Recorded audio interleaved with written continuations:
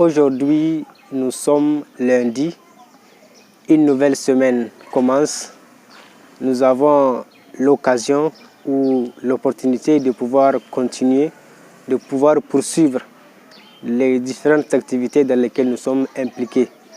Certaines n'ont pas eu cette chance. Ils nous ont quittés dans les heures qui sont passées. Mais nous, par la grâce du Tout-Puissant, nous sommes toujours en vie. Rendons-lui grâce, remercions-le pour cette occasion qu'il nous accorde de pouvoir parfaire, de pouvoir corriger, de pouvoir poursuivre les différentes tâches dans lesquelles nous sommes impliqués. Alors, ne perdons pas le temps, cette ressource si précieuse, mais qui, malheureusement, nous ne savons pas l'utiliser convenablement. Il y a une très belle citation sur le temps qui dit « Le mauvais emploi qu'ont les hommes du temps ne les conduit pas toujours à faire de ce qui leur reste un meilleur usage. » Souvent, on regrette d'avoir perdu du temps, de s'être impliqué dans certaines distractions inutiles dont parfois on ne retire pas de satisfaction une fois que c'est passé. Mais ceci ne nous conduit pas toujours à faire du temps que nous avons devant nous, du temps que nous avons maintenant, un bon usage. Pourquoi? Parce que nous sommes toujours en train d'attendre un moment idéal, un moment opportun qui ne va jamais se présenter. Ce moment, nous devons aller à sa rencontre.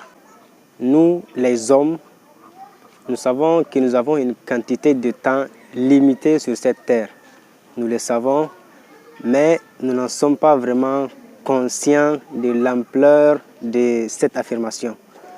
Puisque nous perdons notre temps inutilement dans certaines futilités de la vie qui nous éloignent de l'essentiel, qui nous éloignent des choses que nous devrons accomplir, des choses que nous pouvons faire pour améliorer notre vie, tant sur le plan spirituel que sur le plan matériel.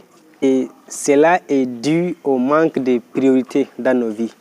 Nous manquons de priorités dans nos vies. Parce que si nous nous donnons le temps de bien réfléchir, de dresser une liste des choses qui comptent réellement dans notre vie, si nous sommes conscients de la limite du temps qui nous est imparti et des choses que nous aimerions réaliser, nous n'allons pas essayer d'oser perdre la moindre seconde, la moindre minute, puisque le temps, Anthony Robbins dit, est la seule ressource dont personne n'en aura jamais assez.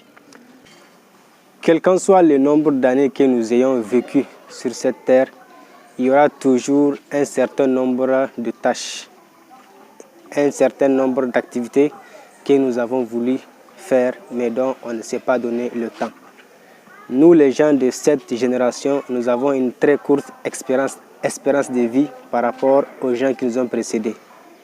Alors, mettons des priorités dans nos vies. Créons des listes de priorités.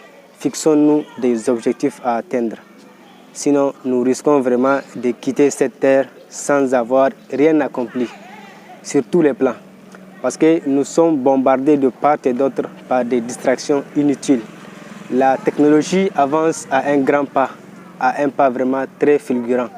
Et cela nous distrait de jour en jour. Nous sommes distraits, les applications ne cessent d'être créées, la connexion devient de plus en plus abordable et le temps que nous avons aussi ne cesse de se raccourcir. Parce que le temps que maintenant fait une journée maintenant est bien différente de l'idée du temps que nous avons quand nous étions petits, où les journées étaient longues, les années également, les jours et semaines.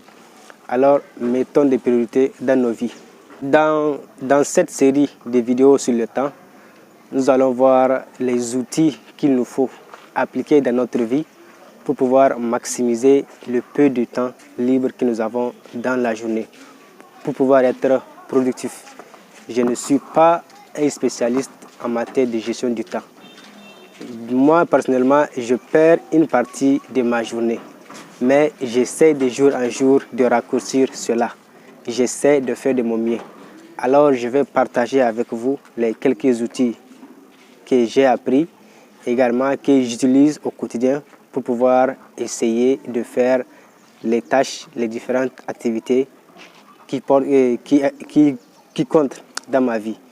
Alors pour ne rien manquer de ces vidéos, abonnez-vous soit à ma chaîne YouTube, à ma page Facebook ou écrivez-moi par WhatsApp pour pouvoir visionner les statuts quotidiens que je vais poster sur mes statuts WhatsApp. Alors je vous dis à la prochaine vidéo.